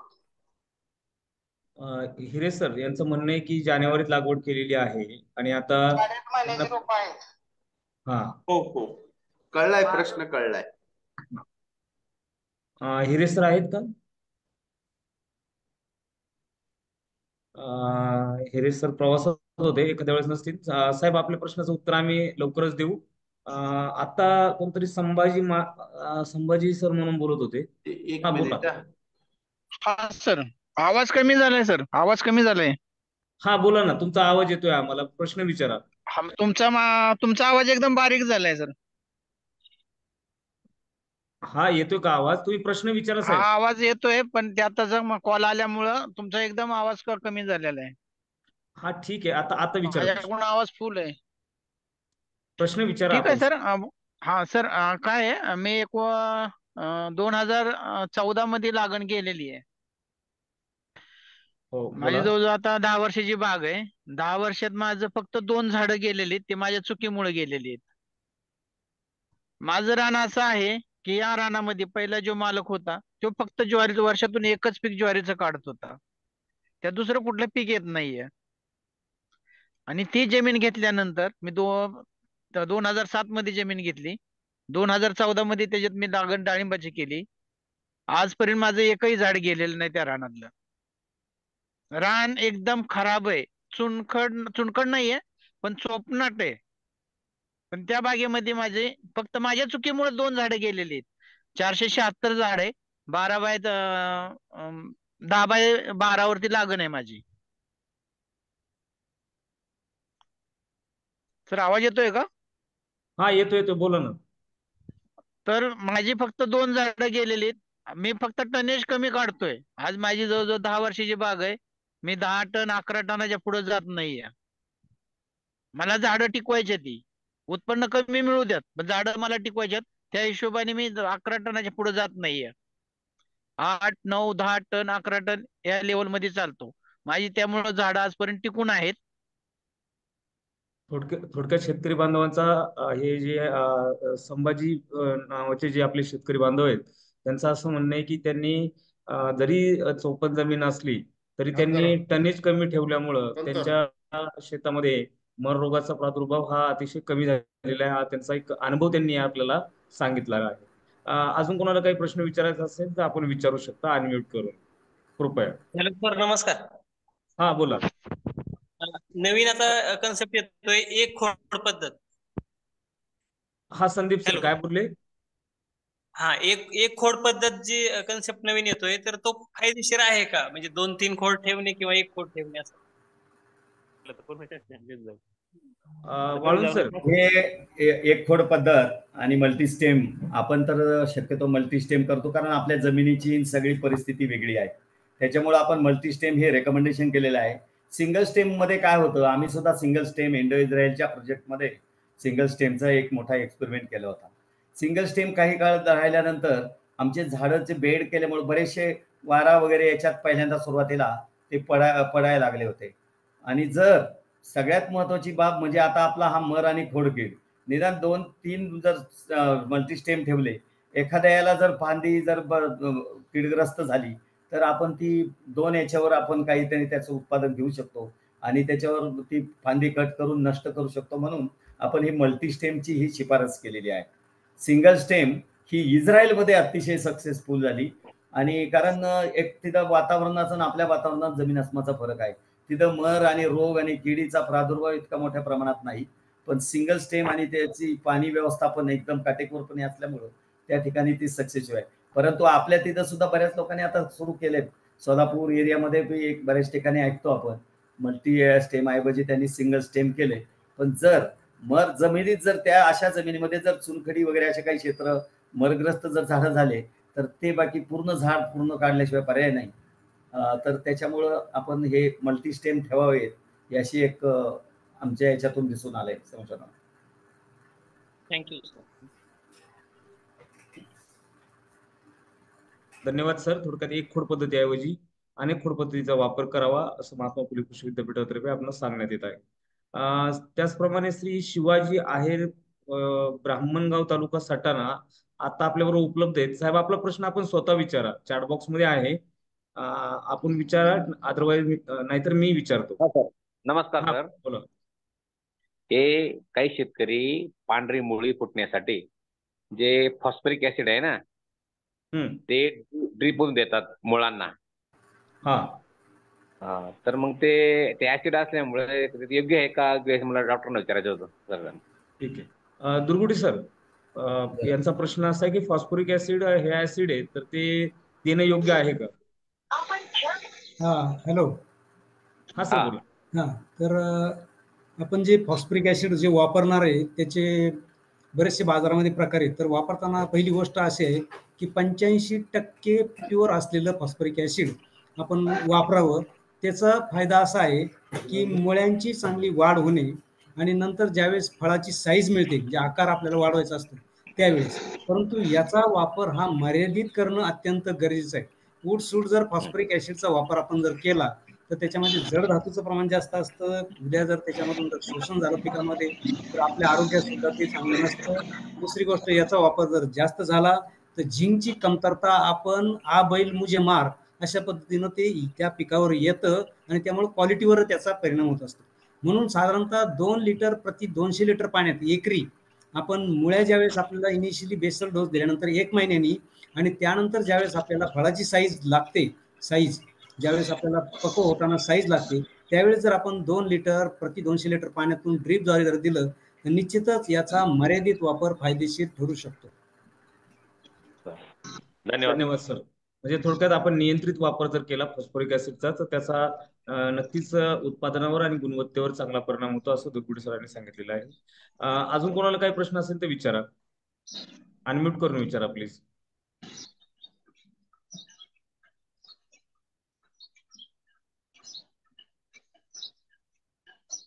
हॅलो. हा बोला. नमस्कार, मी संतोष माळ बोलतोय, धुमाळवाडी, तालुका फलटण, जिल्हा सातारा. मला एक विचारायचं होतं, बागेमध्ये गवत ठेवलं पाहिजे की नाही?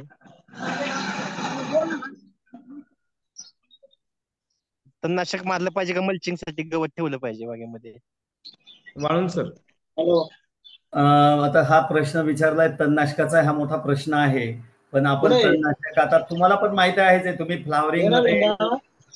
Hello hello. बाग काढल्यानंतर ज्यावेळेस हार्वेस्ट झाल्यानंतर जेव्हा गवत वाढतं पावसाळ्याच्या आंबे बहार संपल्यानंतर, त्यावेळेस आपण तणनाशक मारायला एकदा काही हरकत नाही. परंतु फलधारणेच्या काळात बहार धरल्यानंतर आपण तणनाशक शक्यतो मारू नये. आणि मधला भाग तर तुम्ही कल्टिवेट करताच नाही, कल्टिवेटरनं मोकळा करताय, तो काही प्रश्न नाही. राहिला प्रश्न बेडचा तर तुम्ही एकतर वीड कटर सारखं वीड कट करू शकता त्या पिरियड मध्ये, किंवा खुरपणी. आता खुरपणी ही परवडणारी आहे किंवा नाही, डाळिंबावाल्याला परवडू शकतं सगळं, परंतु त्यावेळेस तुम्ही त्या ठिकाणी मात्र वीड कटरचा वापर करून त्या मधल्या बोतवरचं जे आहे तर ते तण व्यवस्थापन केलं पाहिजे आणि मध्ये आपला इंटरकल्चर नाही. परंतु ह्या पिरियडमध्ये तणनाशकचा वापर करू नये, कोणत्याही पिकात नाही करू, फळबागेमध्ये कोणत्या फलधारणेच्या कालावधीत. धन्यवाद सर. थोडक्यात डाळिंब पिकाप्रमाणेच इतर फळपिकांमध्येही फळधारणेनंतर शेतकऱ्यांनी तणनाशकांचा वापर टाळावा असं आपल्याला शास्त्रज्ञांनी सांगितलेलं आहे. अजून कोणाला काही प्रश्न असेल तर आपण अनम्यूट करून विचारावं.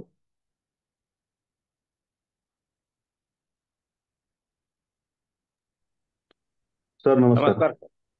हा बोला सर. आता विद्यापीठाच्या ज्या जाती आहेत, भगवा, सुपर भगवा, आरक्ता, त्याच्यानंतर आता नवीन आमच्या सटाणा तालुक्यामध्ये नवीन लोक लागवड करतायत ती शरद किंग म्हणून, तर त्याच्याबद्दल आपल्याला थोडी माहिती पाहिजे होती. आपण काय झालं, विद्यापीठामार्फत आपण जाती केल्या तुम्हाला त्या प्रचलित आहेत, गणेश पासून तर सुपर भगवापर्यंत, ह्या आपण शिफारसीत केलेल्या जाती आहेत. परंतु आता मध्यंतरीच्या काळात कानेटकरांनी एक जम्बो काढली, इकडं आता कुठं औरंगाबादच्या एरियातून बरेचसे सटाणा भागात लोकांनी ती शरद किंग सारखी आहे, हिचं पण हे होतं. पण याचं काही विद्यापीठाची त्याला कुठल्याही प्रकारची शिफारस नाही. आणि असं तुम्हीच आता ते ओळखायची किंवा भगव्यासारखीच दिसती का, मी पण त्याची खात्री केलेली आहे, दिसायला आकर्षक व्यवस्थापन केलं तर व्यवस्थित होते, परंतु ती आपण काही शिफारस केलेली नाही. वाळून सर. हा हिरे सर बोला.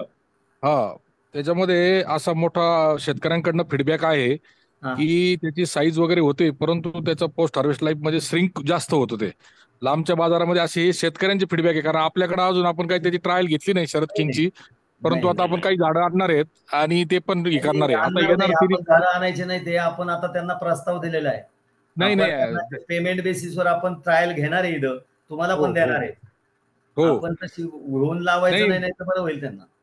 नाही, ऐका ना सर, शेतकऱ्यांचं आता आपण जर्म प्लाझा म्हणून आपण कलेक्ट करतो, ते सगळे शेतकऱ्यांचे पण करतो. सटाणा भागात सुद्धा मला आता 2-3 शेतकऱ्यांकडे चांगले स्ट्रेन मिळालेले आहेत, आपण त्या गोळा करतोच आहोत आणि स्वतः आपण बघून खात्री करून करतोय. परंतु शेतकऱ्यांकडचेच फीडबॅक आहे की त्याच्यामध्ये साईज होते सर, परंतु नंतर त्याची श्रिंक होतात, ते साईज झाल्यानंतर त्याचे पाणी जास्त असल्यामुळं असेल किंवा त्याला अजून काही कारण असतील, परंतु नंतर त्याच्यामध्ये ते लवकर खराब होतं.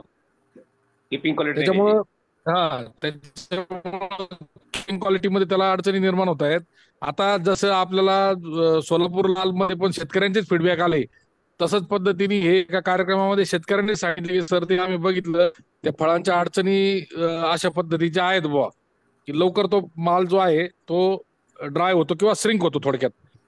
असं जसं आपल्याला भगवा किंवा भगवा सुपरला जी हे आहे किपिंग क्वालिटी आहे तशी नाहीये. धन्यवाद सर. आता दोन्ही शास्त्रज्ञांचं असं मत आहे की महात्मा फुले कृषी विद्यापीठाने विकसित केलेल्या आणि प्रसारित केलेल्या तसेच शिफारसीत केलेल्या वाहनांचा शेतकऱ्यांनी जर वापर केला तर त्यांना निश्चितच फायदा होईल. सचिन हिरे सर, मगाशी एक प्रश्न होता आपल्यासाठी की जानेवारी महिन्यातली लागवड आहे आणि त्यांना कोणते कोणती इंटरकल्चरल ऑपरेशन करणं गरजेचं आहे आणि त्यांनी बहार कधी धरावा असा त्यांचा प्रश्न होता. कृपया. बऱ्याच वेळेला बहार लवकर धरण्याची शेतकरी घाई करतात, परंतु झाडाचं स्ट्रक्चर व्यवस्थित झाल्याशिवाय बहार घेऊ नये. आणि तोपर्यंत इंटरक्रॉप बरेच जण कांद्याचं पीक घेतात किंवा कांद्यामध्येच बाग लावतात. तर तसं काही करू नये, कारण बऱ्याच ठिकाणी असं दिसत आलेलं आहे की कांद्यामुळे निमॅटोडचा प्रॉब्लेम पण वाढलेला आहे. कारण बरेचसे फील्डमध्ये सुद्धा आम्हाला त्या कांद्याच्या रूट्सवरती निमॅटोड दिसलेला आहे आणि हा प्रॉब्लेम दिवसेंदिवस वाढत चाललेला आहे. कारण आता खरीपमध्ये जो कांदा लावलेला असतो तो संपत आला की त्यामध्ये शेतकरी काय करतात, डाळिंबाचे रोपं खोचून देतात. आणि तसं कृपया करू नये.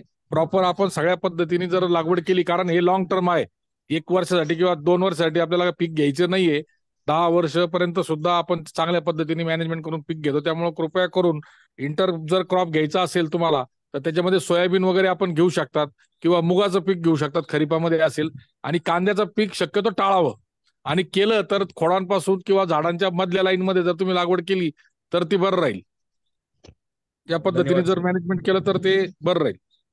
धन्यवाद सर. म्हणजे सचिन हिरे सरांचं असं त्यांचं असं निरीक्षण आहे की जर आपण कांद्याचं आंतरपीक घेतलं तर डाळिंब पिकामध्ये आपल्याला सूत्रकृमींचा प्रादुर्भाव जास्त होण्याची शक्यता आहे, त्यामुळे ते टाळावं. त्याऐवजी आपण जी आपली सोयाबीन किंवा मूग यासारखी पिकं घ्यावी. त्याचप्रमाणे झाडाचा आकार चांगला झाल्यानंतरच आपण पिकावरती फळधारणेसाठी जावं. त्यानंतर श्री कुंडलिक जाधव इंदापूर पुणे येथून आपल्या बरोबर आहेत. त्यांचा एक प्रश्न आहे. जाधव सर, अनम्यूट करून आपण प्रश्न विचारू शकता. अनम्यूट करा सर, अनम्यूट करा. अनम्यूटच आहे. हॅलो, येतोय आवाज? हा, येतोय आवाज. हा, तर ग्रेड 2 जे आहे ते मगाशी दुर्गुडे सरांनी सांगितले की ग्रेड 2 हे फॉलियर ऍप्लिकेशन साठी फ्लॉवरिंगच्या स्टेपमध्ये करायचं. परंतु समजा जर मला ड्रीप मधून द्यायचं आहे, समजा साईज फुगवण करायचं आहे किंवा मायक्रोन्यूट्रिएंट द्यायचे, त्या हिशोबाने जर मला ड्रीप मधून द्यायचं तर त्याची योग्य वेळ कोणती आणि किती प्रमाणात द्यायला पाहिजे. दुसरा एक माझा प्रश्न असा आहे की यावर्षी आंबे बहारामध्ये साधारणतः आता हार्वेस्टिंगचा पिरियड जो ऑगस्ट सप्टेंबर मध्ये येतोय त्यामध्ये फळांची साईजच झालेली नाही. त्याला एक तर पाणी कमी पडलेलं असावं किंवा मग त्याचं नेमकं काय कारण असेल किंवा ड्रीप मधून कोणती खतं दिली पाहिजेत, याचं एक मार्गदर्शन केलं तर बरं होईल. आणि तिसरा एक प्रश्न असा आहे की बागेमध्ये जे आच्छादन केलं जातं, पाचटीचं असेल किंवा मग आच्छादन आपण करून, तर ते फायदेशीर ठरतं का? दुर्गुडे सर प्लीज. ज्या वेळेस आपण बेसल डोस देतो तर बऱ्याच वेळा काय होते की स्फुरदयुक्त, पालाशयुक्त खते यांची स्थिरता जास्त होते त्या पिकाला. नंतर काय होते, कारण सामू जर वाढला तर बहुतांशी अन्नद्रव्य तिथंच पडलेले असतात आणि ती उपलब्ध होत नाही. मग अशा वेळेस आपण त्याच्यानंतर बेसल डोस दिल्यानंतर 1 महिन्यानी साधारणतः आपण जर फॉस्फरिक ऍसिड, मी तर म्हणेल त्याच्या अगोदर तुम्ही जर जीवामृतची जर आळवणी केली तर हे अन्नद्रव्य आपल्याला उपलब्ध स्थितीत आणण्यासाठी मदत होते. कारण ते एक थोडंसं स्लाइटली ऍसिडिक किंवा आम्लच असतं ते पण, परंतु आपण हे आपल्या जमिनीची जी काही सामू जो आहे तो विम्ल प्रकारचा जास्त असल्यामुळं आपण हे फॉस्फरिक ऍसिड मुळ्यांची वाढ आपण करण्यासाठी वापरतो. साधारणतः 200 लिटर पाण्यातून 8 दिवसाच्या अंतरानं 2 ते 3 वेळा आपण त्यावेळेस सोडायचे.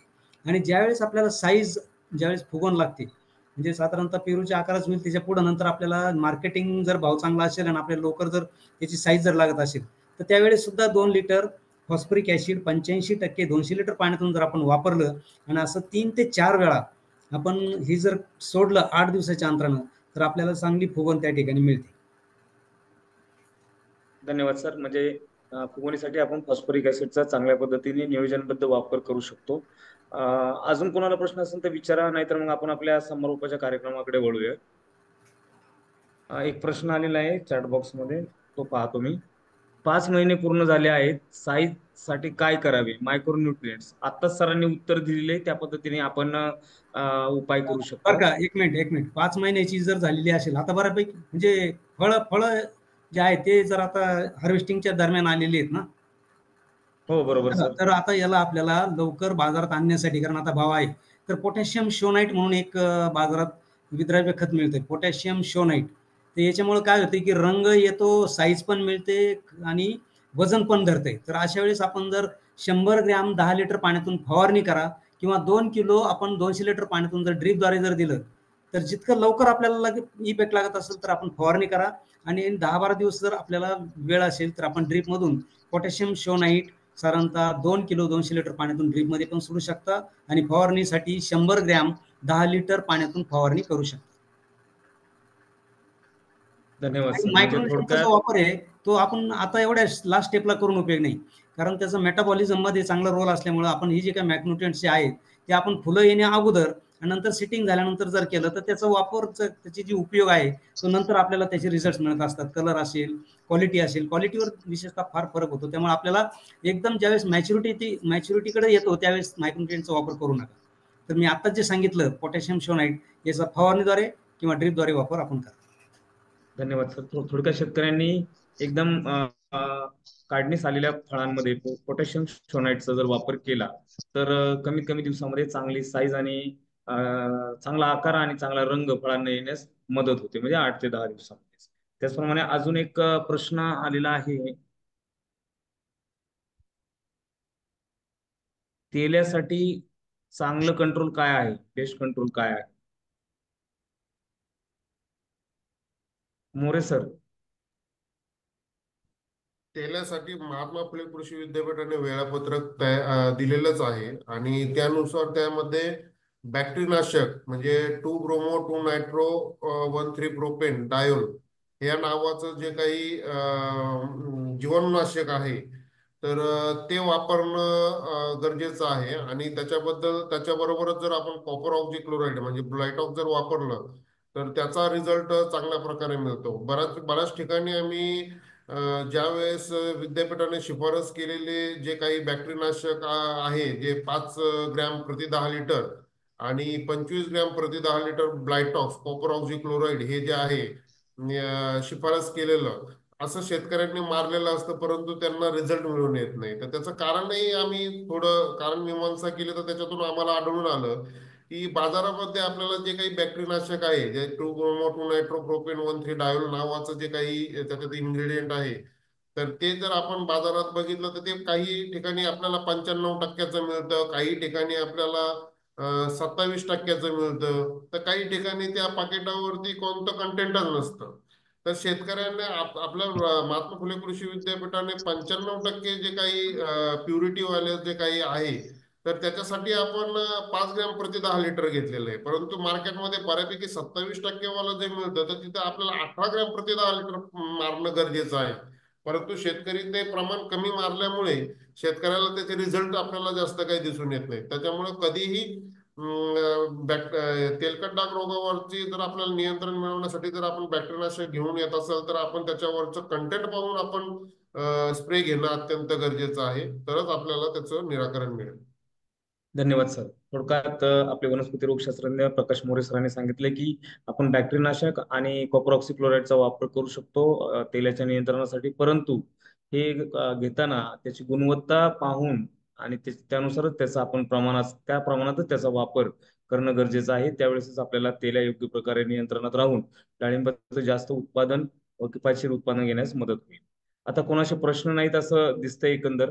तर आज आपण सर्व शास्त्रज्ञ आणि सर्व शेतकरी या कार्यक्रमाच्या माध्यमातून हॅलो होता हा सर, पोटॅशियम प्रमाण किती घ्यायचे? काय म्हटले? पोटॅशियम सोनाईटचे प्रमाण किती घ्यायचे? पोटॅशियमचं शोनाईटचं प्रमाण स्प्रेसाठी स्प्रेसाठी सर दुर्गुडे सर स्प्रेसाठी 100 ग्रॅम दुर्गुडे सर.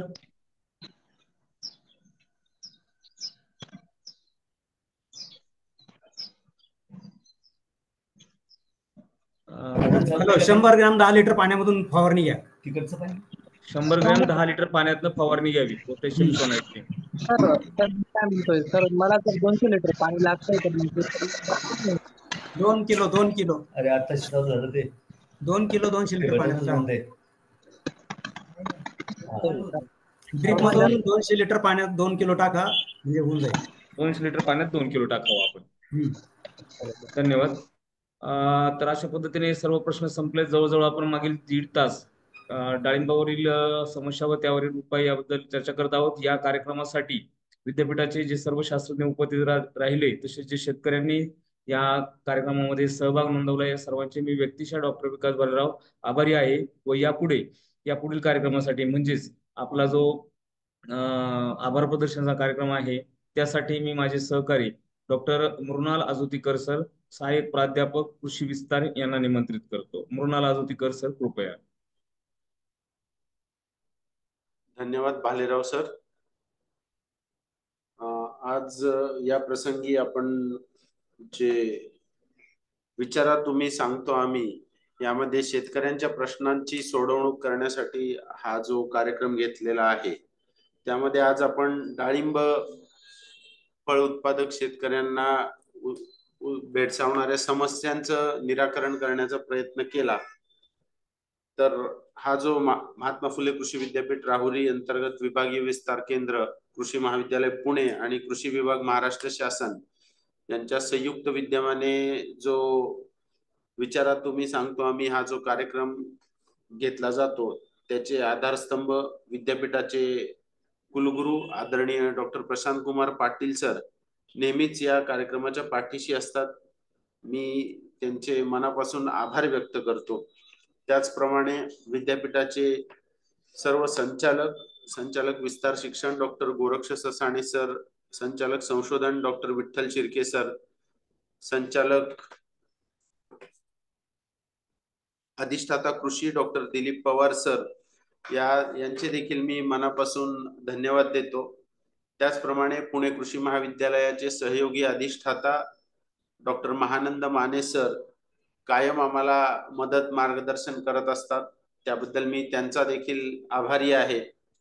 आज या कार्यक्रमामध्ये विद्यापीठाचे सर्व माननीय शास्त्रज्ञ डॉक्टर अनिल दुर्गुडे सर मृदाशास्त्रज्ञ, डॉक्टर अशोक वाळुंज सर कीटकशास्त्रज्ञ, त्याचप्रमाणे डॉक्टर प्रकाश मोरे सर वनस्पती रोगशास्त्रज्ञ आणि अतिशय शॉर्ट नोटीसवर आम्हाला मदतीला धावून आलेले डॉक्टर सचिन हिरे सर उद्यान विद्या तज्ञ आणि डाळिंब संशोधन केंद्र लखमापूर जिल्हा नाशिकचे प्रमुख डॉक्टर सचिन हिरे सर आणि उद्यान विद्या विभागाचे उद्यान विद्या महाविद्यालयातील प्राध्यापक डॉक्टर सुनील जोगदंड सर या सर्व तज्ञ मंडळींचे मी मनापासून इथे धन्यवाद देतो. सर्वांचे मनापासून आभार.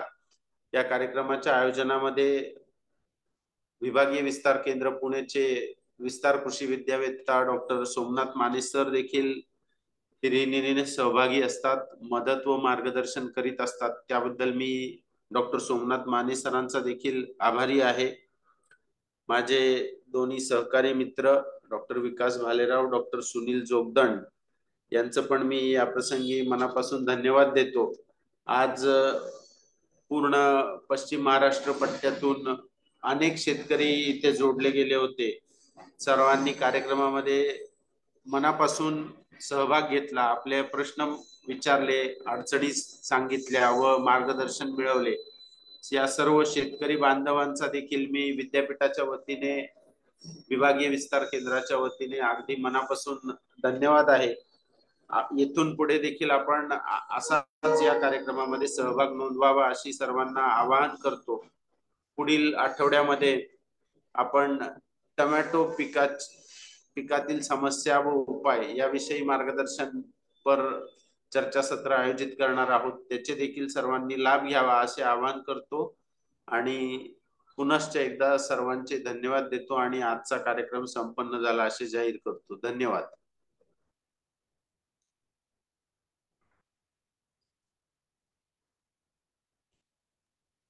Hello sir. सर्वांना धन्यवाद. हॅलो सर, नंबर मिळेल का सर तुमचा? हा, मी चॅट बॉक्स मध्ये मीटिंग एंड करत नाही, मी चॅट बॉक्स मध्ये नंबर टाकतोय. ठीक आहे, ओके.